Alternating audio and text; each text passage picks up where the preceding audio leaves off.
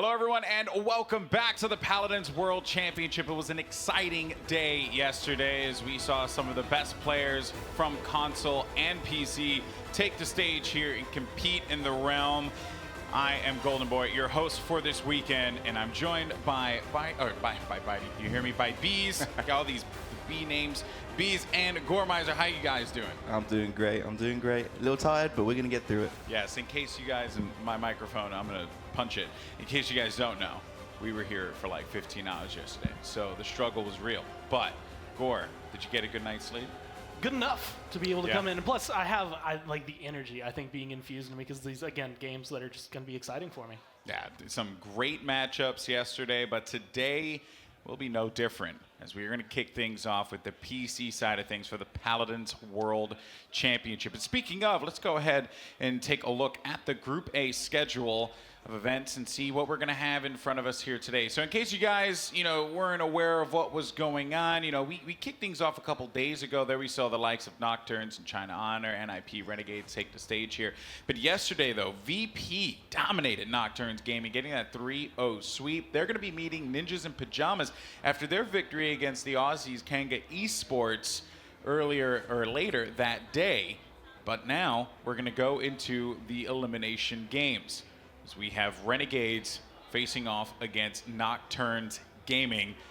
This is the matchup that I'm a little worried for, because you have this. I would say it's like the last hope of North America, or last minute hope of North America. You just have G2. Yeah. G2's dominating, but Renegades, right? You want to keep the North American pride going. You know nothing about that, but then you have Nocturns Gaming, this Latin American squad that yesterday just got caught off guard, so a lot at stake here, guys.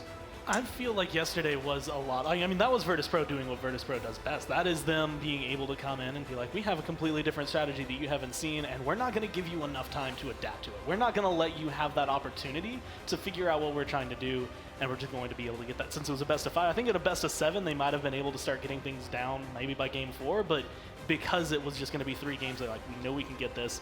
And they took the set. Yeah, I spoke to the boys from Nocturne before the game, and they said they'd never seen a draft like it before. They had no idea what they were doing going into it, and they literally said themselves, like, they've done their research now, they've gone back, they've looked into it, and they say they're ready now for whatever else may be brought out. Yeah, it was very uncharacteristic of Nocturnes, a team that has really started to come into their own throughout this competition, to get caught off guard like that. But those are the ropes, right? There you see the boys from Nocturns Gaming there, as, some good pictures. I happen to be a big fan of Crimson's picture. Yeah, it's a good one. I like it.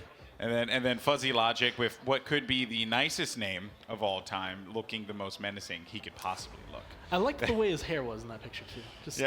I don't know why, it just added to the whole vibe. I definitely have some hair envy, as a bald man, so I do agree with that. I mean, do you think Nocturnes really has figured it out? Do you think that they really I don't know whether they could say necessarily they've totally figured it out, but they definitely would have more knowledge now to draft into it and to actually have an understanding as how to play against it, rather than just going totally blind. I mean, they're a fantastic squad. It's a shame to see them get swept like that, and I think they're really going to show up today and show us what they're really capable of.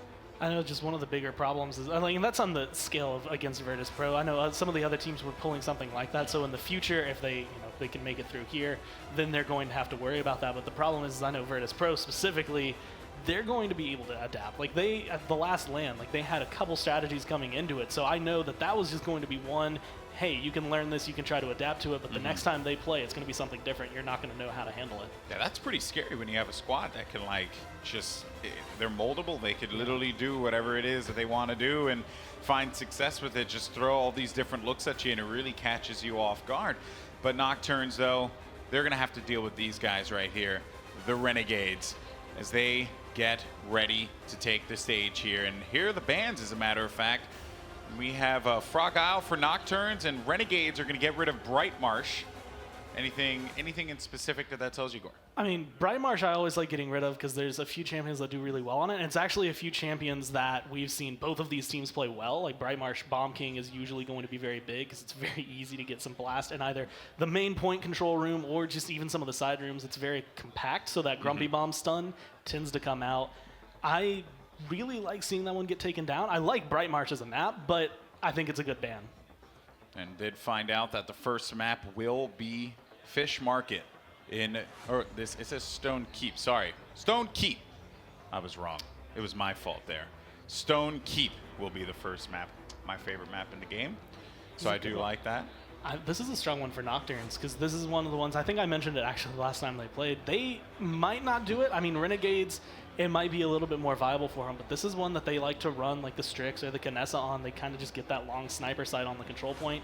Gets a little hairy through the actual push of the payload because it's a little harder, but overall they can keep some good control. Yeah, I definitely agree. You could see the Kinessa Strix coming out of Nocturns. I know they have a very, very, very good Kinessa player. The only thing I would say in response to that, though, is also that Renegades have fantastic Androxus players. Like, they're not so well known for their blast, but very, very well known for their hit scans. So that could be a very good response to the Kinessa or Strix picks that they could pull out. All right, well, we'll see what they decide to choose as the draft starts. Nocturns Gaming versus the Renegades, our first matchup of the day here for day 3 of the Paladins World Championship. And it's going to be Nocturns Gaming's first ban. Let's see what they go for. They're going to take out Bomb King. Don't want to have to deal, you know, you do have that open space, and a Grumpy Bomb will disrupt quite a bit. So that makes sense to get rid of that one. It's kind of interesting because Renegades are kind of infamously known for not playing the Blast Champions to specifically the highest of standards. I know recently in this land they have been playing it, but I still think it's quite an interesting ban to see come out of Nocturne Gaming. Going back to the Buck that they've been playing a lot this weekend, which is something they've seen some good success on. I remember watching, like, in the VP games, Buck was able to accomplish some things early on, but the problem was that with VP strategy, they weren't able to really do as much as you would want for a Buck. I mean, they had 3 healers. He's not going to be able to burst you down as fast as he would like if you're just getting consistently healed from all around. But this time, I'm not sure Renegades have that kind of draft in their pool, and if they do, like you said, Nocturne's been doing their homework, so they should be able to adapt to it as the draft goes on. You're going to get Genos and Torvald locked. So Renegades here have gone for both the damage amplification champions. This is very good against the Buck because both of these champions synergize really well with Buck, and they also actually synergize against Buck as well. So the Buck jumps in, tries to kill someone. They have the Void Grip from the Genos, and then they also have the shield from the Torvald to save whichever target the Buck decides to jump on. Really looking to have to deal with Buck considering how much of a factor he has been throughout the day yesterday. You just saw the impact he had immediately. Fernando locked in for Nocturnes and Inara locked in for Renegades, and they're going to look to go for Talus, which we saw a lot of yesterday and really work out very well for a lot of the teams. I am a big fan of Talus, and I'm an even bigger fan of Talus when he has a Genos and a Torvald on his team, because it's just one of those things. He's relatively safe on his own. He can teleport out. Some players like to run Guts that makes you a little bit tankier as you get lower health so you can stay alive longer. And then you give him a shield and someone who can heal him through walls as he gets further away. You can keep him alive. Renegade's looking to go into the back. I mean, that can shred through Fernando and the Ruckus. The great thing about Talus as well, one of his cards that gives him 80% anti-heal in his deck that allows him to build straight into the Wrecker to take down Fernando, whilst also still having the Cauterize to help his team out. Wow, very nimble draft for Renegades with Maeve as well as Talus. You're going to get a lot of movement there and really just catching Nocturnes off guard. What do you guys think of this predictions? I mean, I think it's really interesting to see what Renegades are running, but as an overall draft, I think I'm leaning a little bit towards Nocturnes. I think it depends really heavily. I'm assuming it's going to be Hecate running the Buck, how he can perform, because there's a lot to shut him down here. I think if they take the bulk up Buck, he's going to shut down the Maeve and the Talus really easily, and I'm going to have to agree and give this one to Nocturnes. Okay. You know, the way it was sounding, it felt like Renegades were kind of like outsmarting them a little bit with trying to like bring down the tanks. So I don't know. I'm a little concerned here. I think it's just the health that Nocturnes have. Like his Buck, with bulk up especially, brings himself essentially back to a full health bar every time. Then you get the Maldamba. As long as he's hitting him at least every now and then, it's going to be solid. As well as the Grok, it's not going to be like your main healing, but just a little bit on the top to be able to kind of keep things going for you so that if things do get scary, you're in a bad situation, if you can jump away, run away, do whatever you need to, you can at least stay alive. You have more survivability. With the initial point of the draft, it was stronger, but then when they brought in the Talus and the Maeve, it's give Buck more options to actually go onto targets, which is kind of stronger than Nocturnes. All right, well, let's see if their predictions come true. It's our first match of the day. Let's go ahead and send it over to your commentary pair of Shift and Vox. Thank you so much, Golden Boy. Shift, it is good to be back again.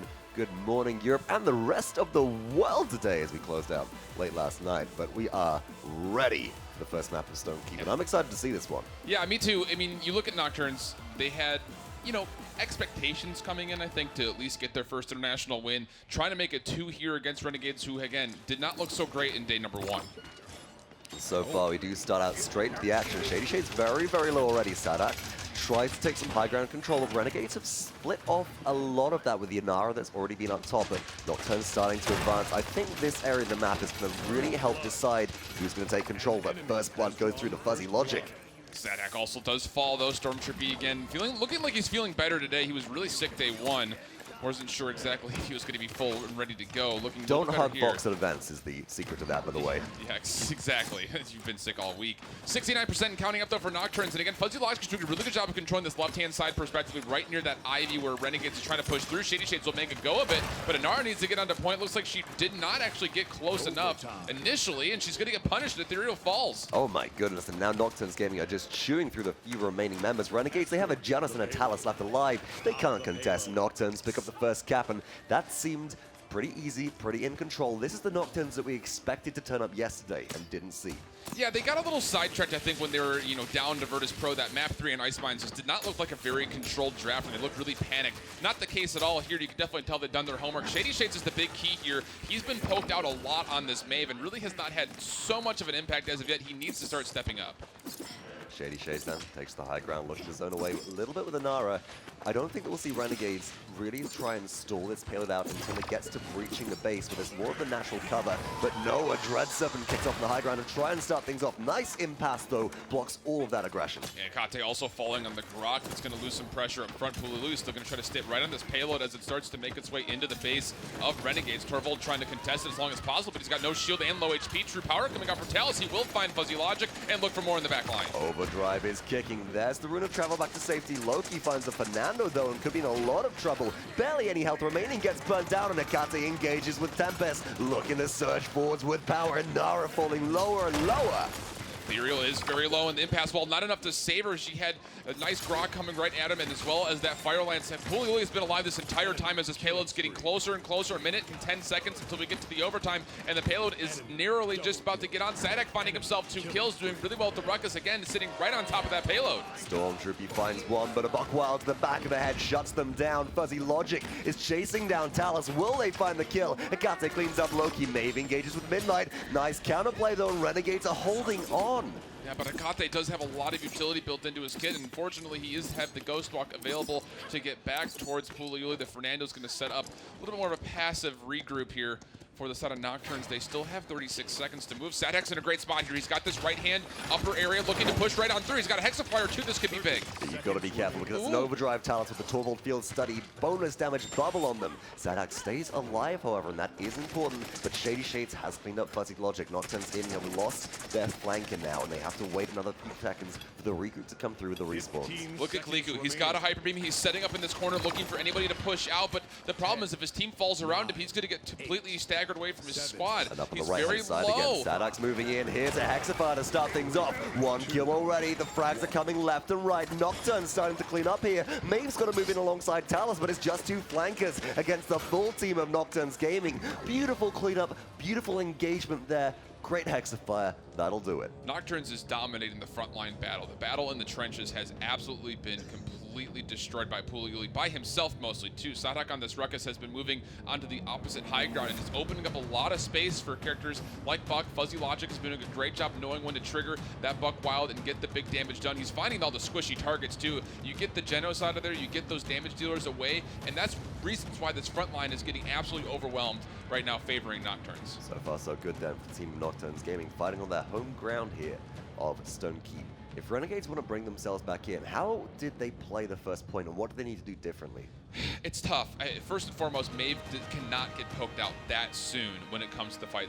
Her constant DPS needs to be in the fight. Talus, of course, has the ability to deal a lot of damage quickly, but he needs the opportunity to do so. Maeve has got a better fall off at range. Here comes True Power to start off with right on Fuzzy Logic over on the left-hand side for him, but he, again, not able to find much damage. And a nice little Dread Serpent just to get the solo kill. Well played. That is true lockdown coming through there, making sure the Rune of Travel isn't available, and now Renegades are starting to fall. Fuzzy Logic finds ShadeeyShades. The headshot damage is chewing through the enemies, and Nocturns come out on top, upwards of 50% on cap now.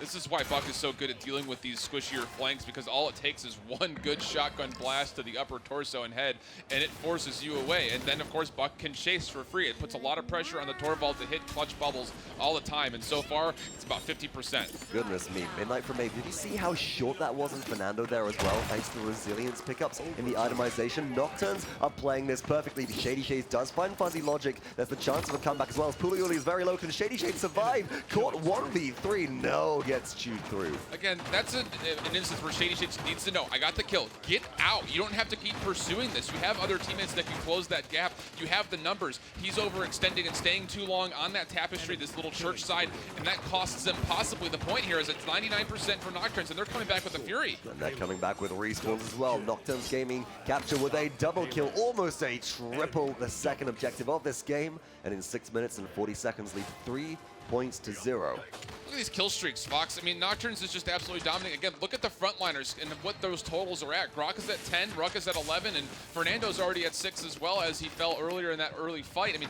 they're just getting involved. That's the big thing. When you have these core 3 members up front, that trio that can get involved in the kill feed, it makes a big difference in the front objective. And it all comes down to, as well, spread damage, right? You've got these frontliners really participating. We often see in some circumstances, you know, like a couple of damage champions doing a lot more damage than everybody else, and the frontline starting to lag behind. Not the case with Nocturns Gaming. They're sharing the load very well, but no.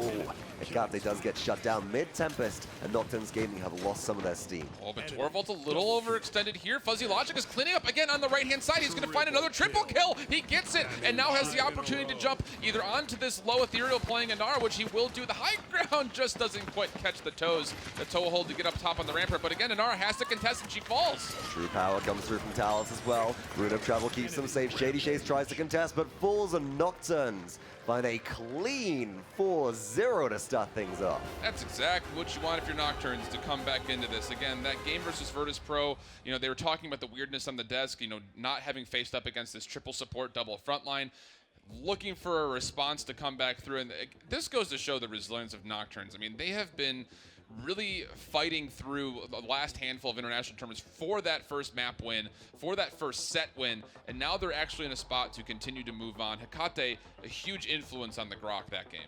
Right, and especially towards the latter part of the payload push. You could see Hecate's positioning sort of in this enclosed space, is peeking around corners, throwing out a shock pulse.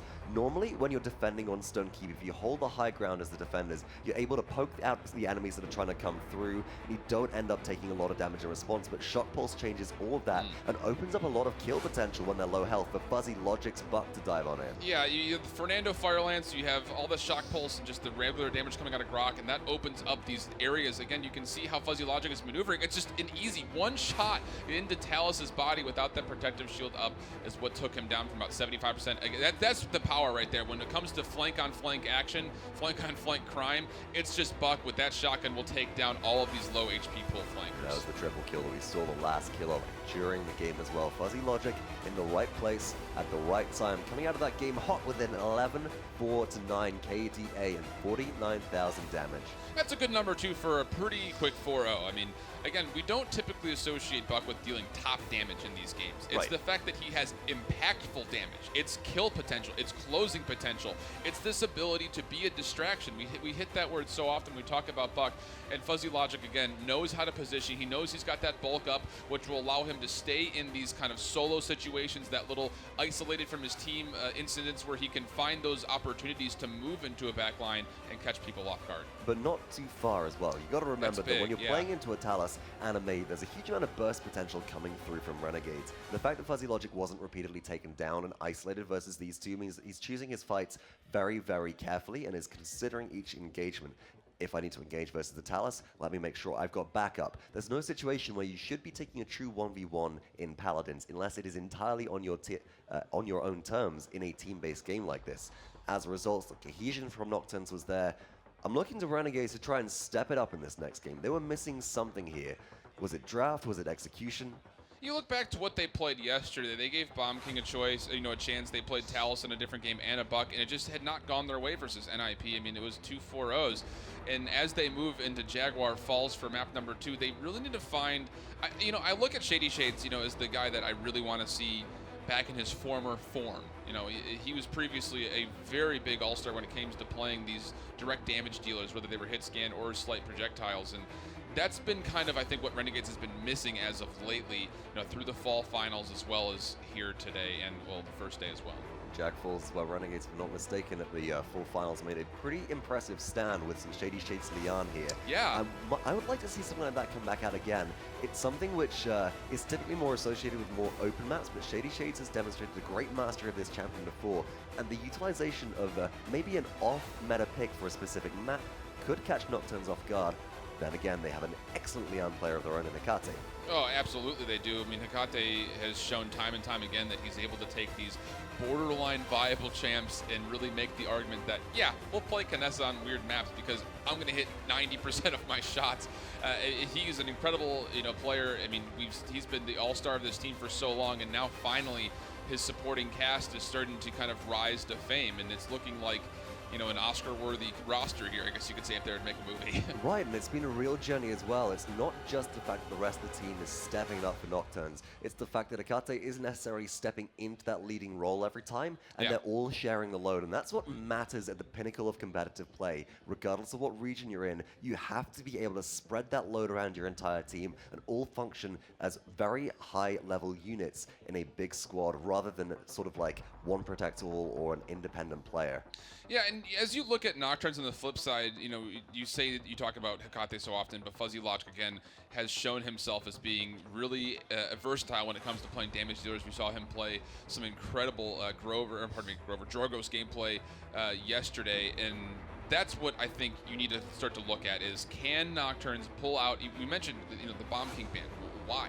You know, Renegades doesn't have anyone who really plays Bomb King at a high level, so can you find some way to utilize that weakness in RNG's roster to your own benefit? Potentially the case. And Renegades, they start off here and now in the champion draft with the first pick, first ban coming through. They did elect to go with Torvald previously, they're now removing that from the field. Nocturns Gaming take away Makoa. Bomb King is on the table. Renegades could snap it up here, but will they prefer to take away the buck? And I think that would be the more imperative choice. Are you not? At the end of the day, you know, you still look at how Buck was played yesterday from RNG, and it just was not at the same level, you know, that we just previously saw from Fuzzy Logic. And this is what I like to see. You know, I don't think we've seen NG play Bomb King yet, and that's what I'm most excited to see is, can they bring out a top-tier damage champion and play it at the same level that we saw people like Freeze God yesterday on Space Station, who really made a name for himself, as well as all the other, you know, more infamous players that can bring out the king himself. Fernando coming in second for Nocturns Gaming there as well, getting Puleule back on a comfortable pick, something that I think we all enjoy seeing on a close and compact map like Jaguar Falls. Renegades to respond here. They've got a few different options. The Janos has been highly prioritized, for example. They could synergize that very well with Buck, which I would like to see. Is there maybe a frontline pick which you think is a real priority here on Jag Falls? It's tough because obviously Torvald is great in this map, but he's banned away. I would have to say the Inara is a really solid choice. You know, if you want to try to get the Ruckus early just to get another instance of damage, that'd be great. But again, it's tough to go into Ruckus, I think, so early because Bomb King is notoriously so good against him. The shields just don't stand up, and his health pool can absolutely melt away if that chain reaction starts to, you know, connect for multiple bombs on it to a single target. Nocturns Gaming have a little bit of a sneak peek now at what Renegades are trying to do with their draft so far, and have the opportunity to either more cement their own or go for some counterplay here. Talus is selected, locked in, very good at chewing through shields, especially Ruckus' emitter, so I'd like to see that coming through, and they have the opportunity to maybe draft more frontline or a support. I like this. They're keeping their last pick open with Maldambe here. They're going for potential for counterplay if Renegades try something janky. Yeah, that's a smart play. I like Talus pick up a lot. Again, we talked previously about how Talus can really suffer against Buck, but the good news is you have a Bomb King who is usually, on this map specifically, has some kind of line of sight to know where Buck's coming from, and you can start to either pre-prepare by hitting those mid-air sticks or just knowing and predicting where he's going to land to try to get a couple of extra ones to really chew him down. You want to try to make that bulk up as less impactful as possible. Nobody better to deal with it than the big burst coming out of Bomb King. And I do like the fact as well that Talus on the map of Jaguar Falls has a lot of walls when they use Rune of Travel that they transport behind. It's a lot safer. Buck has a much harder time trying to jump and follow a low health Talus as they do retreat. But no, for Renegades, it is Grok and Inara that are locked in last, getting a lot of sustain and a lot of presence on the objective locked in here. You know, with the two bans that came out with Torvald and Makoa, you're going to be dealing with a very low tier second frontliner for Nocturne. So I'm actually really happy with the Leon pick here. Go with the solo Fernando. He's going to have to play a little more passively. Or, on the flip side, they can really kind of stack up these damage dealers. The Talus, Bomb King, Fernando together can really push a front and make sure that those flanks are in control, so that way they can get possibly that open aggression kill. The area of danger for me right now is if Leon gets caught out versus maybe a Buck after they've been poked down by shock pulses from Grok or something similar. Buck has an easy time finishing Leon unless Enlightenment is up and ready. Until Nocturnes get that ultimate online, it's a bit of a dangerous game. So early game, I want to see Nocturnes play it more safe. Once they have these safety nets available to them, then they can start to engage and go more aggressive. Until then, I feel like Renegades has an easier time dictating the pace of the game, but that could very well fall short if they do decide to overcommit here. The good news too, as you look at this solo frontline Fernando, is the Leon has good survivability when the ultimate comes up with Enlightenment, with the ability to, if a Buck does jump on you and get you at low HP, you can trigger that ultimate for the survivability and that burst damage, and hopefully by the time that expires, if you don't get the kill, you have a friend nearby to help you out to get that assist. It's the get out of jail free button right here, but Hopefully. we can see the legendaries being selected. Renegades, of course, fighting on the left-hand side of your spectator UI, and Nocturnes Gaming on the right. Precision has been selected for Etaceh, so going for long duration duels that reload on Grace, which I like to see on the compact maps. I think that is a true tell as well, that Etaceh, who's really kind of favored 1v1 situations, that's kind of the play style he's going to be going for as he moves right, the rest of his team moves left. And here's exactly what you want to see. Puleule going from the left-hand Jaguar fall side right into the dark room, shutting down that entire area very quickly. That's good map control early on for Nocturnes. It does provide a lot of good map control. Renegades do take advantage of the fact that they have a very survivable Inara and get some early chip capture, 27% so far, but now Nocturnes with their map control are starting to lock off the flanks and they're going to be overtaking it. Renegades have got to find a way to spearhead their offensive and find a way back in. I really like that play though. I mean, again, you saw the Talus, Bomb King, and Fernando go together. Etaceh moved off by himself to the right. You can't stay on point if you're Renegades and they're getting shoot apart now. You see Fernando getting aggressive. Nice headshot there from Etaceh. Finds himself two. Puleule finds the third and not going to be able to chase down the last one. But Buck here by himself might not be able to heroically leave him away. This is going to be a really bad stagger. Renegades falling apart. And now it's 78% and climbing for Nocturnes. The execution there was perfect. It's a pincer flank maneuver. We've seen it time and time again. But you force your enemies into a compact area. It's like shooting fish in a barrel. So Nocturnes get the first capture in under 2 minutes. They are looking very strong. Renegades have got to pull something out here to make a defense. Very quick, as he said, 2 minutes on the clock just expiring and going past that. Ultimate's already getting charged up. Leon, 94%. Dread Serpent's at 91. Bomb King's not too much further behind that. Renegades, meanwhile, trying to get something going for them. This defense is just being really stagnant at the moment, though. Cliku trying to make something happen on the right-hand side, but he's pretty much by himself. While in the meantime, it's Grok going down. ShadeeyShades did not have much help whatsoever. On the flip side, Saadhak finding Lokii. That's 2 down so far. Looking for a third, but it will be a nice impasse wall to block the line of sight. You Not would quite. think, but no, Etaceh finds Ethereall through the gap, threads the needle, doesn't even need, I thought they might use Gas Pedal Enlightenment there just to finish off the kill and keep the momentum up. Not even necessary. Nocturnes Gaming are roaring through now. They've broken the base of Renegades. Looking for conversion through time and space, come through space and time, does not connect, and Ethereall is able to find Saadhak, but is that going to be enough? It's a good start if you're Renegades in this defense, but you need more than just that, and it might be a time just to use one more ultimate here to keep people away. Enlightenment does connect. Ethereal goes down. Fuzzy Logic finds Cliku. That's both frontliners. This is danger. Double kill for Etaceh. Tempest coming out in desperation, but it might not just be enough. There's only 2 here. Triple kill for Etaceh. Looking for the quad. He finds it. Beautiful plays from Nocturnes Gaming as they clean up all of Renegades. And to start that entire thing off, that was all Etaceh there at the end. Had great positioning around the peripheral of the fight, recognizes the execution possibility onto Ethereal, and look at that KDA 8-0-4. Only 1 death on the side of Nocturnes Gaming here. Again, it's just really fluid. This is really exciting to see Nocturnes come to this big international stage and start to finally look like one of the big boys. Holy smokes, 38.5, near 1,000 damage for Leon. Double the amount of Grok, who's sitting in second, and his teammate Talus, who's toe-to-toe with that Grok. That's just incredible. Again, Etaceh on anything hit scan, get out of the way. Getting big value out of the Precision Legendary, too. The fact that you can get all of your ammo refunded on Grace means that Etaceh just doesn't have to stop firing. You can keep that click up, and you can keep up a constant barrage of damage. Good positioning so far. Spies Buck around the right-hand side of this map in the sunroom here. Needs to be careful not to engage, but to start things off, big Dread Serpent comes out. Fuzzy Logic's in the backline looking for Cliku. Doesn't find the kill, but True Power could be used here. And here it comes, and it's going to go search down on this sunroom side. Almost actually knocks off Lokii off the map, but not quite enough. So unfortunately, Fuzzy will fall. Crimson as well. A cheeky idea, but it just did not get realized. Now Loki's having himself a field day. 2 kills for him. Looking to push on through, and it's Renegades with that capture boost happening. It's going to be them at 93%. Yeah, look how fast it is as well. You mentioned that. 2 points down. They've got capture boost. They've got the combat mechanic in hand, ticking for 4% per in-game tick instead of 3. And that means that one team fight can often decide the capture for them. So they're able to bring themselves back into the game, but they've got a long battle ahead of them. Nocturns Gaming broke the base of Renegades in record time.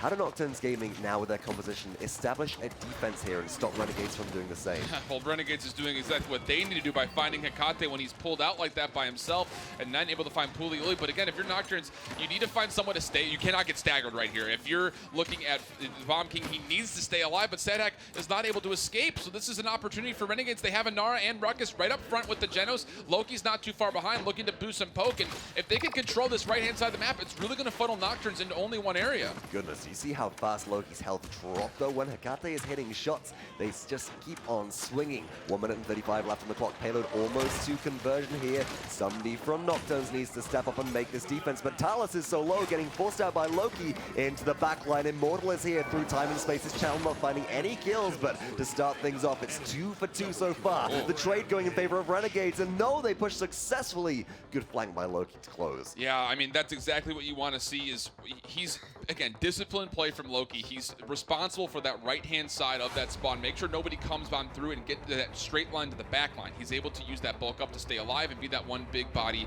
that they need to be a presence, to negate anything that comes his way. On the flip-hand side, you were able to see the rest of his team really controlling that little, you can see it on the left-hand right there, that little gapped area where a lot of people like to kind of poke and hide. That's just really good play overall. Stormtroopey finding himself a lot of kills in there, and it's just good overall team dynamics for Renegades. This is what we came to expect early on in the PPL and what we wanted to see here. So Renegades looking more back like they're on track here on their map choice of Jaguar Falls. Now, moving forwards, it's a 2-2. We are all tied up. Itemization is relatively equal between the teams, and resiliences, the rejuvenates are starting to come through. Ethereall should be very survivable at this point as well. Nocturns Gaming, again, takes similar positioning. Etaceh is getting poked out little by little. Lokii looking for damage towards the objective, but their health is falling low as well. They do end up retreating as King Bomb is used to engage. Oh, and the Dread Serpent as well. Try to respond to get this Nocturns Gaming going, and they're able to find 1 kill. It's on Ethereall, which is a big pick, but here again is Lokii able to find Crimson. That's no support now for Nocturns. 4-on-4 action proceeding on the point. 33% and counting for Nocturns. Saadhak's got a great angle right here. He's able to just poke and prod for essentially free. Big opportunity for Renegades, though. There is no support for Nocturns Gaming, and Renegades do surge forward with Tempest, surging with power and take back control. 36% was gained for Nocturns on the capture, but it's now 36% and rising for Renegades. 3 of their members on big streaks, all above 10. And that little bit of aggression from Cliku, so smart, able to get himself in there, get a couple dismounts, and then immediately run away. Fuzzy Logic has to run and travel back after that True Power, which found nothing. Great impasse wall as well. It's going to force Saadhak to bounce over. You see Fernando, White Man can't jump there, trying to get over the impasse wall. Oh, Cliku with a little bit of a backline Hexafire. It is enough to distract, and Renegade's able to just narrowly hang on before the overtime. And I really like the use of that ultimate there from Ruckus. It's not necessarily even a zoning ult, it's just drawing focus. It's an easy kill onto Ruckus. They're sitting in one place. Let's focus them down, and meanwhile, the capture takes over. Renegades then do have some momentum being taken away from them. A couple of kills do go to Nocturns Gaming, and I'd like to see a more forward defense established this time. Better zoning to prevent Renegades from such an easy push again. It's just really tough to do so because there's so much that can get in your face quickly if you're looking, as Renegades tries to re-engage onto this payload. You have a lot of damage that could come out persistently from Genos, Brock, and Ruckus, and then before you know it, Buck can be right in your face again. So you have to be really careful of how you position for Nocturns, because if you start to get caught up with some of these lower health pools in the solo Fernando frontline, it could really go against your will. Initial poke coming out from Renegades is starting to chew through. Execution from ShadeeyShades goes to Saadhak. Shield up Fernando, but that's not lasting long. Lokii slugs it home and gets the kill. Now Renegades are starting to push. They've made it a third of the way through so far, but they're in the base of their enemy. Nocturns Gaming are crumbling like cookies right here. And oh goodness, Renegades Renegades have an easy push path up into the base. Renegades looks like a totally different team since they were 2-0'd. I mean, they're absolutely coming together and finding those kills. You saw the stagger on the Fuzzy Logic. It wasn't just Cliku pushing. He had help from his friends. That's exactly what we want to see. 1 minute and 6 seconds until overtime. Payload has broken the base. And again, you can see that. Look at the left to right-hand side. Cliku's on the left by himself holding this down. On the right hand, Ethereall's there. Unfortunately, Lokii falls, so now an impasse wall. Very well done to get that tactical retreat out and keep everybody alive. That'll allow Renegades the time just to get back. They can regroup with the respawns that have now come through. Nocturns start to push forwards. They're looking for an advanced zone. They don't want to let Renegades get anywhere near their base now because they realize that the choke point is the strongest place to hold. But if somebody's able to slip through behind them, draw focus back to the objective, I'm concerned that Renegades could put up a really good distraction and then really hammer the nail home. You cannot let Ruckus move on this right-hand side. Thank goodness Talos came back over. A good rune of travel to get on back. Again, keep Cliku away from this as much as possible. That persistent damage has really been the bane of their existence in this form of the map. Etaceh falls very low.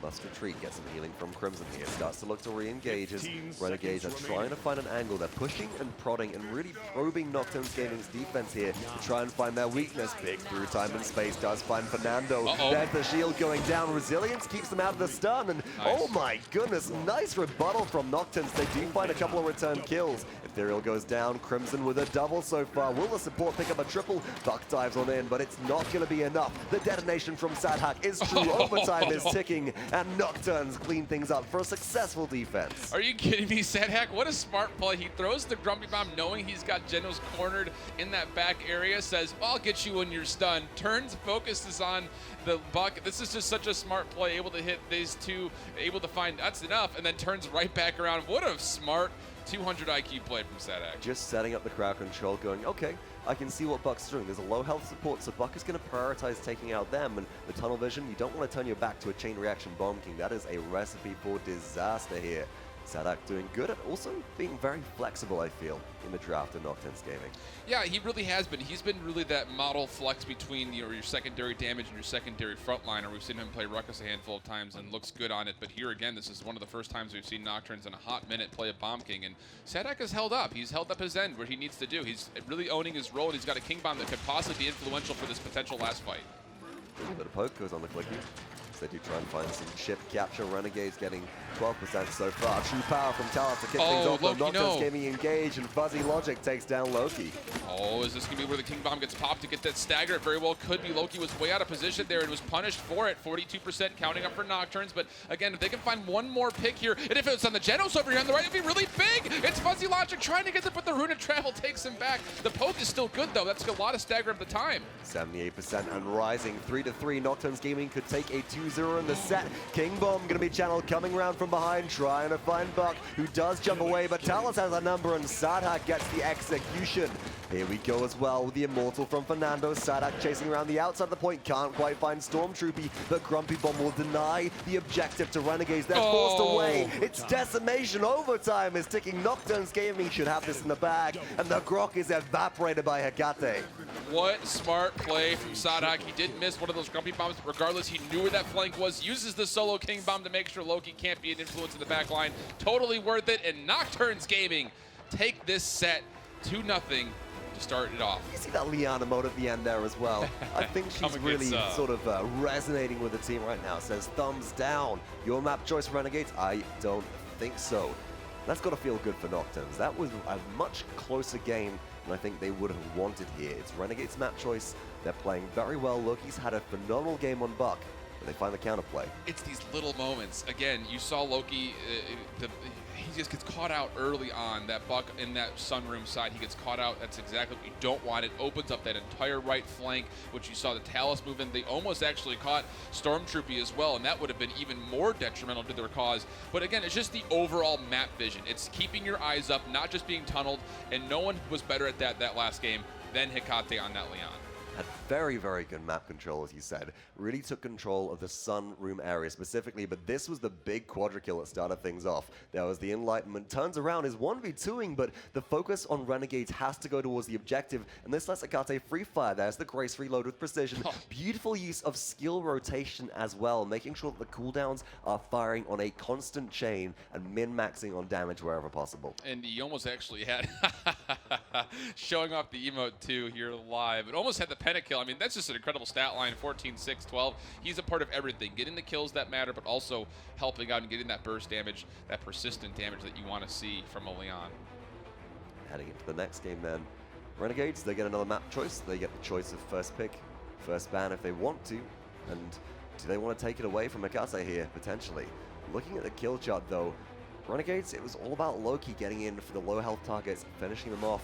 Once that's off the table, everybody else from Nocturns Gaming could really take over, and Etaceh and Saadhak, even though it's very still heavily favoring Etaceh, shared the load a little more there, a more balanced composition, more frag potential across multiple members of the team. Here's the thing that I love about this Nocturns team. You saw, of course, Etaceh in that last screen. He's doing a little left and right. He's there helping out Saadhak. He's kind of giving him a couple extra pointers as far as what he expects from Bomb King. And again, that's not a champion that they're super well rehearsed in, mostly due to the region that they play in.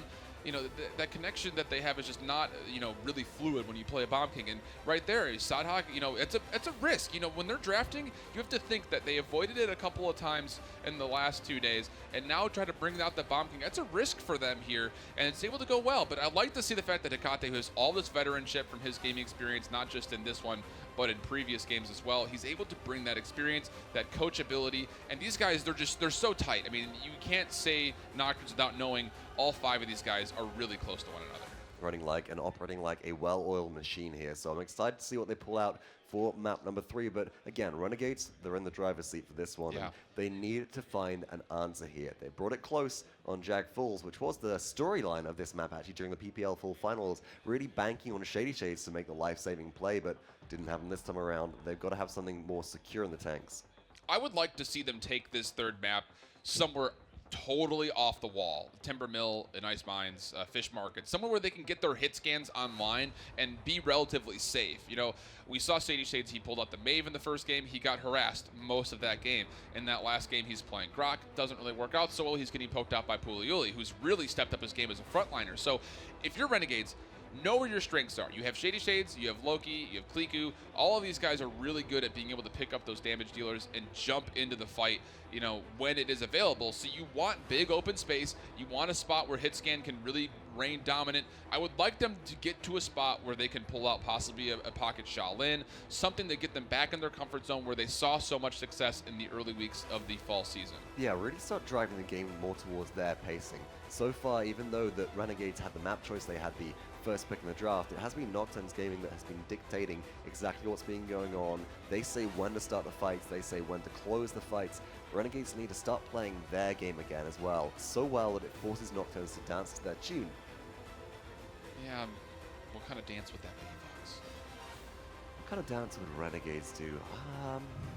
What would you call like that? You know, I don't think this is an I'm just dance. imagining Stormtroopey right now dancing. I don't think anyone wants to see that. I think it'd be a jig. It would probably be a jig. I'm just thinking of like the outlaw, like the saloon dance they have with the guns blazing. And Yeah, I can see that. I don't know if that's an actual dance. I'm making stuff up now. I don't know. Look at these damage numbers though. Again, this is just incredible to see. Just the average counts as they move through, and the max level that you're seeing, you know, Saadhak be able to pull out 91.8, even in the face of Etaceh having a dominating performance. But again, you look at, you know, the comparison between frontliners. Puleule is pulling out so much damage as a solo frontliner. You know, his first responsibility is to live, not deal damage. But the fact that he's able to match up against 2 frontliners and be right there with him in the damage charts, that's exactly what you want to see continuing to happen for Puleule, who's played an incredible tournament thus far. So Renegades, they've got to start stepping it up across all levels. You saw the damage charts on their side of the charts not being quite so even there. Frozen Guard will be map number 3. This is Renegade's choice. They're going for the long line of sights. They're going for the hit scan. Got to watch out for Grover, though. That's what I was going to say. Not just Grover. You're going up against Nocturns, which means Knessa and Strix could possibly come out here. I mean, this is going to be, I think, a really fun game to watch because you're going to see a more explosive game, I think, from Renegades is what they're able to do with the draft. But on the flip side, Hecate, like we saw Poppy yesterday on the Strix have an incredible game. Hecate is probably the best overall sniper that's here at the tournament. I would put money on Hecate at any 1v1 sniper battles with everyone here's playing. And so it is actually Nocturns Gaming up 2-0 at this point, heading into game 3, folks. There we go, got a slight update there on screen. The champion draft is just about ready. I'm interested to see how the Detroit Renegades start this one off and how they're going to open up this draft and how they're going to play around the possibility of snipers coming out onto the field. there's a lot of options on this map when it comes down to being able to get into the face of a sniper. You know, a buck goes away, but Mako is also not bad if you control that wall side to be able to shell spin in and really pull out any of those snipers, whether it is a Grover, a Kinessa, or a Strix, but he's going to get banned away as well. So now you start to look at who else could possibly be an influence here. We see Talus come out every now and again. Eevee could do well here. And Talus has been rather popular on this map of Frozen Guard due to their ability to traverse it with their Rune of Travel, as well as the True Power ultimate as well, just so you can close the gap. And once again, folks, map is Frozen Guards as Renegades have banned away Buck. Nocturns Gaming take away Makoa, and Fernando is the first pick up, so maybe it is actually a targeted pick towards Puleule here. They don't want them on that comfortable Fernando where they're doing so much damage. No, I mean, but that's not going to stop from Puleule from playing a character like Ruckus, or, you know, the Torvald is still available as well. He's had good showings on that in the past, and, you know, you can't just outpick Puleule. I mean, that's, again, when you say that, it really goes to show that his growth over the last 6 months has really been outstanding. So it will be actually a Genos to come out as well. Another really smart pick. Again, we've seen his ability not only to heal, but to deal damage and also provide some crowd control. It's just an incredible choice for support. Lots of great synergy specifically as well, as we saw yesterday with Talus. True Power holds somebody in place through time and space, knocks them down. If Renegades want to go into maybe a sniper themselves or somebody who's harder to lock down as a backline champion, you've got a very good long-range wombo combo to be able to stall them out. And Renegades do go for the Grover here alongside Torvald, so they're going for the counter sniper strategies. But here's the thing, Nocturns has a lot of ability to kind of play against it. They have a lot of options in the draft. They can either go and try to move into this Grover, make sure he's not so safe in that backline, or they can just say, fine, we'll take some extra shields. Grover's very bad against shields. They can do something to really kind of negate any damage from getting shields, to the point. Bad against deployables, anything where you're base scaling. Of course, you do still have base scaling against personal shields, such as Torvald, but I like what Nocturns Gaming are doing here. They're getting the Talus online. There's the synergy we talked about. If you can't get to Grover at the back of the map, you certainly can now with that combo. And True Power combined with through time and space, and then a Blitz Upper, as long as Grover doesn't activate Whirlwind in the fraction of a second you have to stay alive, you've got real kill potential there. I like the Inara Ruckus too on this map specifically because they're probably, as far as being able to control point, two of the best. Inara, of course, being sustainable, able to survive through a lot of damage, and Ruckus able to deal damage on his own while also being rather slippery. This is a really strong startup. You know, Talus can help out in the front line as well. He doesn't have to be on the flanks all the time. He can be right up front, using that overpower and that blitz upper to kind of make everyone kind of fear going on to point. And this is what this is exactly what I want to see from RNG. Is you don't have to worry so much about flanks in this map. They're pretty easy to be telegraphed against, especially as the payload starts to move. It's really only one long street to kind of move down to the Shaolin. A very good choice here. I like this from RNG to go back home to a comfort pick. Nocturns Gaming then are lacking range in that draft really now. They need to respond with something. And it is a Strix pick. Okay, this is interesting. Stones. There is no flank counter. Renegades to shut this one down. They can rely on Grover to try and get the lock off, and Shaolin as well. And a double punch from these two champions can one-shot Strix if they have their timing down. That's why I say Stones. That's just saying, yeah, I know I'm going to be sniping up against a Grover and a Shaolin who will very quickly turn their attention to me once I'm not in stealth, but bring it on. That's such a bold pick, and I think that just goes to show the mentality of NG of bring it. You know, we're not afraid to go and play what we want to play. We don't care what you're going to pick. We're going to play our game. I absolutely love this choice. And I think there's also some really good distraction potential. Nocturns Gaming have been executing some great pincer flanks so far. We saw that fantastically on Stonekeep and Jaguar Falls. And now again, if Talus can draw Grover's fire for a second, just poke out Shaolin, make sure that they're not looking towards the Strix. Strix can get 1 or 2 shots off, and that might be enough to get a kill onto maybe Shaolin, maybe Maldamba, finish off a low health target, and then they can dip back into stealth and run away and reposition. That'll be critical. Also, you got to remember, Strix's flare reveal on a map like Frozen Guard will make sure that they know where Grover and Shaolin are at all times and can avoid that line of sight quite easily. That's the big key, is to avoid that line of sight. If you know that you're going to be double teamed, trying to peek one angle, then you go find another one. And again, this is really exciting for Etaceh to watch him play because he's not afraid to get up in the fight as a sniper character. And he does have the Nocturnal, which will give him that bonus regeneration of stealth depending on the and just a slower consumption rate, which is so important here because you've got a big map on Frozen Guard, and being able to position further with stealth is important. You can see them rocking out that booster weapon as well, black and gold, as Fuzzy Logic moves in, shreds through the shield of Cliku, forces Fernando out. And with Inara, Nocturns are getting some good chip capture here. It's already 30% as Etaceh picks up first blood onto Lokii. And now here comes the aggression. Fuzzy Logic right up front with Ruckus, able to find Ethereall, and Renegades is tearing apart at the seams. And that's exactly what you want as Nocturns. Get that opening pick, get aggressive, put Renegades in a really bad spot, and they might actually find the support here as well if Storm's not careful. Renegades just don't have a way back in. The respawns are too staggered. It's 96% already. Nocturns get an easy first capture. 1 minute and 33 seconds. Every time around, every game, it just gets quicker.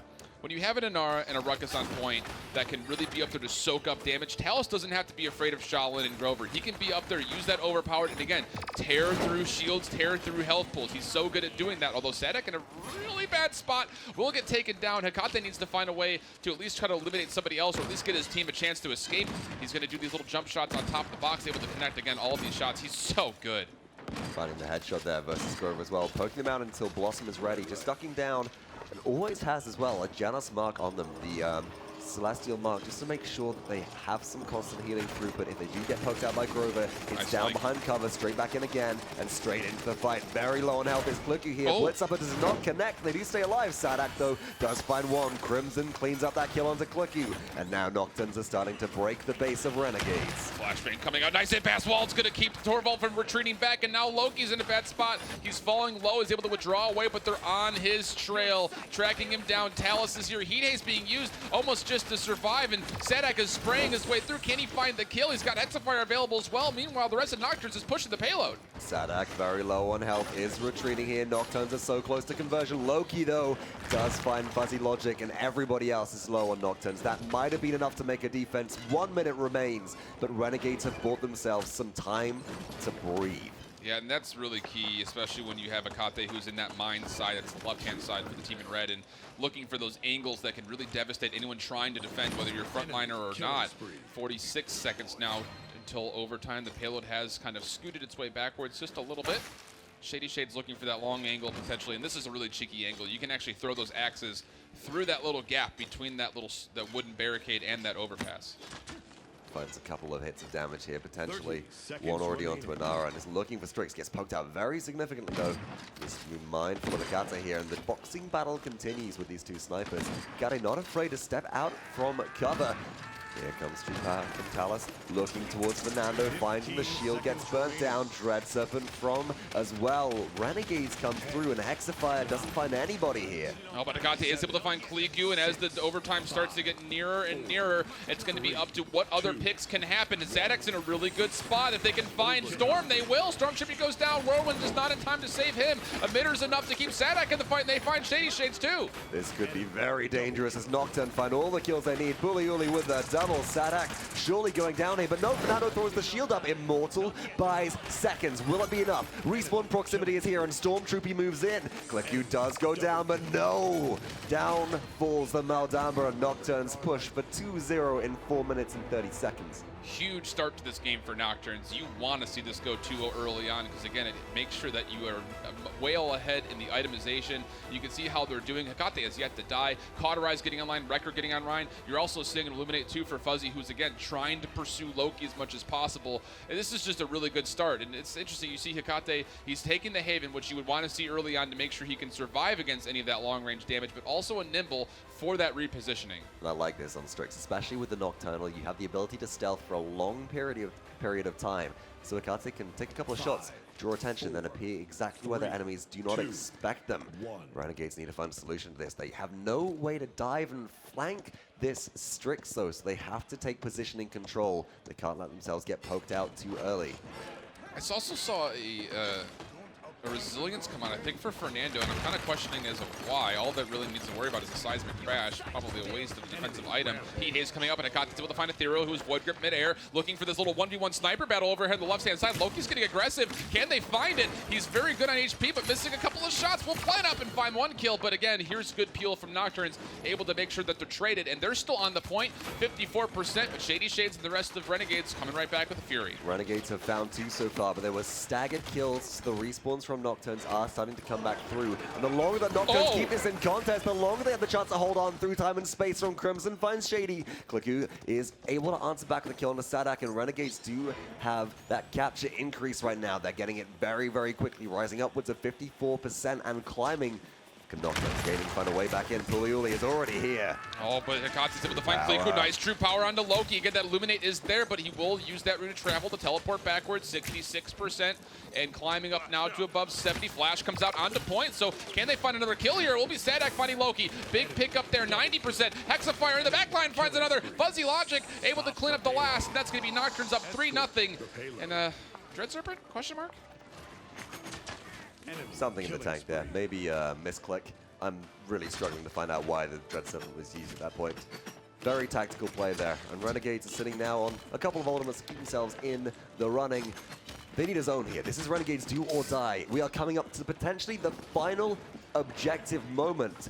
And the last fighting hope for Renegades, if they lose, if Nocturns here push through, it's a 3-0 in the best-of-5 elimination match, and half of North America's hope is eliminated from the competition. Whirlwind used trying to save Ethereall. It's just not enough. Cauterize is just too high of a level for Nocturns. Look at these kill streaks. Everyone's on some form of a streak. You can see at the top right-hand side, 1 minute and 43 seconds till overtime, and kills continue to come out, but it's not just that they're coming out. They're staggered. At least 6 seconds between Lokii and what ShadeeyShades is playing on Grover. That's going to keep this a 5-on-4 for a longer period of time. 1 minute and 30 on the clock. The payload now from Nocturns. It's breaking the base. Renegades need to move in. They need to stop this objective from pushing any further. That's a really smart tactical retreat. Puleule falls, and that's just not trying to stagger as many kills as they could possibly save for themselves. Fuzzy Logic, unfortunately, also drops away, but Etaceh, again, can really deny any extra push because that burst that he has in that sniper champ is really strong. And, of course, he can actually hold that overpass area, which is exactly where he's moved to now as Puleule is coming right back into the fight. Although he does fall low, ShadeeyShades connects one really clutch X, and that's, again, going to put more of a time strain onto this Nocturnes push. It's buying breathing space, it's buying seconds, and with that in mind, Renegades had the chance to just waste away on this clock, which is so important right now. As long as they don't overextend here, really, I don't see Nocturns engaging without having Etaceh back to chip everybody down low from range or has some finish potential. But true power comes through. No, through time and space does not connect, but Ethereall should still fall here. But Immortal comes through from Renegades and keeps them alive. They need to find a way to get one more kill here. Ethereall is dancing. You can see him bunny hopping his way backwards, but he's very low on HP. Here comes Etaceh with 2. Saadhak has the possible final move here as he's got his Hexafire right on the point, 20 seconds, and Nocturns will clean it up and take the 3-0 win. They're moving on. What a sweep. What a play. What a set. Nocturns looking like they are back in control. And I think this just goes to show yesterday, we had high expectations from Nocturns moving forwards. We thought they might give Virtus Pro a bit of a run for their money. Virtus Pro come out swinging. Are Nocturns not as good as we thought? No, they are on point. Absolutely, This just makes me scared of how good Virtus Pro really are. Yeah, here's the other thing. As you take a look as they move forward, they'll be meeting up against the winner of China Honor and Kanga in our next matchup. But here's the thing if you're Nocturns. Great comeback after having a really devastating loss, but critical points. You have to adapt your draft faster when you come up against things you don't expect. You have to stay calm. You have to stay collected. You have to think and not overthink. Try to find one little thing you could change. I mean, that triple support that was happening to them yesterday, it just completely put them into complete confusion throughout that last draft. They need to get better at that. And they looked really good when they're playing sort of something which they're used to, and they're playing the drafts which they're familiar with. And it's how they adapt to the unfamiliar circumstances, as you're saying, which is really going to be the test for, I think, every team at LAN, but especially a team like Nocturns now. But look at some of the picks which Etaceh was able to make. The positioning is good here. There's a distraction from the rest of Nocturns coming through, opening the opportunity to free fire, which is so imperative for a sniper to be able to perform well. And some of these cheeky little angles, knowing where you can fire through very small gaps where people are commonly retreating and getting a couple of clutch opening kills through the boxes with a headshot onto Grover. That's one of the rudest plays I've seen in a hot minute. He's just out here taking photos, man. He's just zooming in and getting these nature pictures of Grover. That's and actually trees. an angle as well on specifically Frozen Guard that not a lot of people know. Is that defensive box is often used as cover for some people. But if you're playing an offensive sniper, you can shoot and go just through the little gap there and really clean up some kills if people aren't careful. I still put my money on if there was a side 1v1 tournament of snipers, Etaceh wins it, in my opinion. He's just I want to so see that. good. Can we get that going? the side, maybe. Find some views. Find I'll some play. laptops to I'll play. Let's go for it. But looking at the team stats here from that last game, wow. The kill Dominating total. control. You look at the kill total, you look at the assist total. I mean, the damage number is actually pretty even, but it's the kill participation that I'm looking at mostly. I mean, Right. the healing stats are close, considering it was a 4-0. It's not necessarily the worst, showing from Stormtroopey and Shady playing those two supports, but the big thing is, again, you look at that assist total, and it just goes to show that this team is really starting to function, on all cylinders, making sure you're getting all the pistons firing at once and everybody's getting involved. Yeah, everybody needs to be involved in a situation like this. You're playing, honestly, versus Renegades. It's still a very high caliber team, and you have to be able to have everybody participating, everybody function, as you said, as parts of a well-oiled machine. That'll wrap it up from myself and Shift here for now. Let's head back to Golden Boy to see exactly what our analysts thought of the first set of this second day of HRX.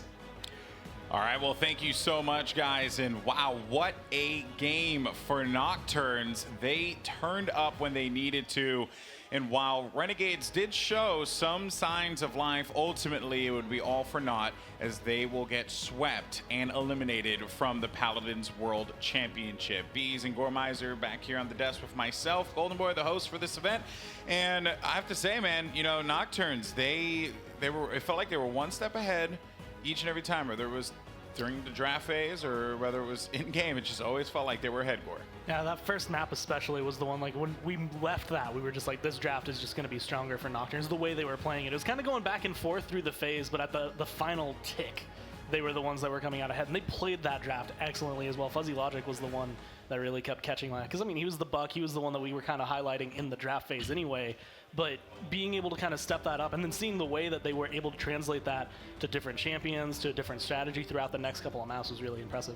I think one of the things I like most about Nocturns is, like, you can see these amazing players like Saadhak doing crazy work on the Bomb King, flipping between different champions, but really as a whole squad, each and every one of them played fantastically.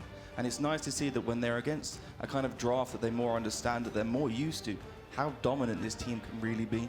Yeah, but that also is, I guess, a cause for concern, because you look at the situation that happened against VP, we know that this team has the skill to execute. We know that they have the knowledge in the draft phase, but when it comes down to, like, getting caught off guard, they simply just, were unaware. And now you mention it here, against a team that, they played against that kind of played things a bit more safe. Like, I don't know. I'm a little worried. I'm not sold just yet, although I did like what I saw.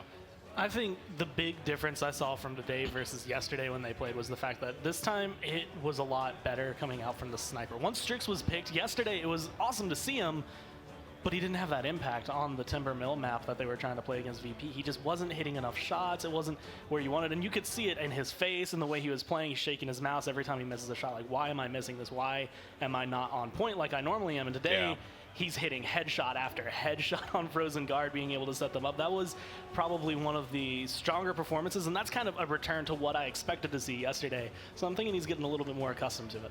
I think with the Timbermill map, there's a lot of the teams that assumed that EU was still very naive to not play these maps. But I know for a fact that these guys have been grinding the obscure maps kind of in secret. Like, I did a lot of practice on fish markets and timber mills with Nip and different teams, and, like, we've definitely made sure that we're a lot more prepared for these picks this time. Yeah, you have to be, right? You have to have that variety in your map pool, or else when it comes down to situations like this, you're going to pay dearly. So speaking of the maps, though, I did want to touch on Stone Keep, the first map there. ShadeeyShades picking up the Maeve, not really getting any kind of value out of that champion. And really, it just felt like Nocturns had them beat at the end of that draft. Yeah, it was one of those things, like, every time, like, you could see Maeve, she'd bounce around the map. Buck just followed her, like, either tracing her with his shots or literally jumping after her and being able to chase that down. And, when we had seen the Talus locked in at the initial, like, Torvald, Genos, Talus, is like, okay, well, this might have the chance to be able to take care of that Buck. But then we started seeing one thing that I, really caught on to was the fact that every time Talus put down his Rune of Travel, especially after they got aggressive, Nocturns had people waiting for him there and people fighting him. So no matter where he was, they were going to be able to track him down and keep him dead. So both the flanks there from Renegades just weren't able to show anything. Yeah, and then for game 2, that was a very exciting matchup, and I think that's B's where we started to see Saadhak really wake up, especially toward the tail end of that game. He just went absolutely off on Bomb King. Well, I mean, he saved the day. They were on the conversion push to win the game. Saadhak just absolutely demolished them. He played fantastically, and then further onto the point as well, he got so many picks onto the 3-3 point that the Renegades became very staggered. They were just sending one in after the other to die, and Nocturns just had fantastic control of the point. Yeah, and we did touch on Frozen Guard a little bit as well. I mean, that was just a Saadhak montage reel again. And you also got to see the combination of Talus and Ruckus really tear through the HP of Torvald and Grover and Shaolin. They were just so caught off guard, especially in those initial pushes. I remember it was fun because at one point we see Torvald coming in, they're bouncing in, and he gets picked up, and then he was gone. Like, there was a wall thrown out from the Inara, and then it was just erased away from the map. And Torvald, not usually something you see go down from 100 to 0, but that was just the combination, the Talus and the Ruckus both firing into him, making sure he couldn't live that long. Yeah, the assist numbers from Nocturns was crazy. They definitely have some fantastic synergy between them, and the shot calling is 100% being listened to and effectively used properly. We're going to have to keep an eye on that throughout the duration of this competition. But first, let's go ahead and take a look at the schedule real fast and the bracket and how it's shaping up thus far. Because Renegades, with that 3-0 sweep, will be eliminated from the Paladins World Championship. Nocturns will await the winner of China Honor versus Kenga Esports. And, you know, China Honor looking to wake up, get that victory under their belt. Kenga, honestly, a favorite in this competition. They're looking to continue to march on to the championship, to the grand prize, but it's going to be a long road for them as well as China Honor. Now, we do have Pretty Hair, the one and only. His hair so gorgeous. I have Hair Envy with him as well. He also has Etaceh down at the floor. What's going on, buddy? Etaceh, Nocturns, not one now, but 2 wins at this LAN. How does it feel to finally get some steam rolling at an international event? It's amazing. Our second win at the Hi-Rez we are so proud to be here again, and to gain another win is like totally amazing. We couldn't never won on this LAN. I told you on the last report that you gave me. So yeah, it's amazing. But before starting this, I would like to say some words to the team Renegades from me and I think from the entire Nocturne team. Like, we knew all the difficulties that they had. They had a Stormtroopey that he was sick. And I remember playing the Master Paladin sick myself, and it's really frustrating because you cannot play at your 100%. Your team is not motivated, so I think they deserve, and everybody needs to know that Renegades is a really good team, and they could do even much better. We respect that. We wanted to let everybody know that from Renegades. Very kind words of respect there for the guys of the Renegades roster. But Etaceh, talk to me. You played a lot of different stuff, the Leon, Quadra Kill. What was your personal favorite performance of this set? I don't know, like, they are so different because I love playing Leon. It's so my style with the legendary of the precision, you know, because you never stop shooting, you can continue pushing. Can I interrupt you? You never reload. Do you just forget about the reload key? You literally will always slide to reload. I think it's the funniest thing, but go on. Definitely, because you wanted to continue pushing the enemy team and you don't have time to reload. You know, you want shoot, so it's amazing. And also, everybody knows that I love playing Kinesa. So Strix is really fun in some maps, in some scenarios. So I think both of them are really cool. Talk to me about the Strix play on Frozen Guard. That was not exactly an easy composition to play Strix into. They had the Grover, they had the Shaolin. Those are dangerous things. And tell us, how do you approach a game like that? Because you are the guy, it doesn't matter what they have, you will play the sniper. Yeah, kind of. But it's just experience and go down and practice and learning from everything. What I can tell you is that if they have the advantage, the map advantage with a Grover, with a Shaolin, you cannot just show yourself in a spot and wait to get shoot. You have to play really passive. It's all about timings, you know. When they are doing another thing, bang, you are there, you know. And with the Strix, that is personally my favorite champion right now. It's like with the invisibility tools and waiting, you can just 1v2 like I did. So it's just that. It's playing smart and passive. Some beautiful shots there from Etaceh on the Strix. Do you have any final words for us or words for your community before you go? Yes, I would like to talk Spanish if I can, so thank you very much. Primero me gustaría agradecer a todos los fans que nos están siguiendo, ya sea en Latinoamérica como a todos amiguinhos que falam portugués do Brasil, que eu quero mucho, a todo el team de Space Station Gaming, esos manitos son los mejores, espero que nos estén mirando, y a todo Paladins, Latam, toda la gente de Latinoamérica, mi familia, mi novia, todo el apoyo que nos están dando, muchísimas gracias y espero que no los defraudemos. Beautiful words. Thank you so much, Etaceh. Guys, that's going to do it for us. We'll be back after a quick break with some special action. Do you miss me at all? Do you think about the things we used to do? No, you couldn't stand tall. So why didn't you call? So many years has gone by.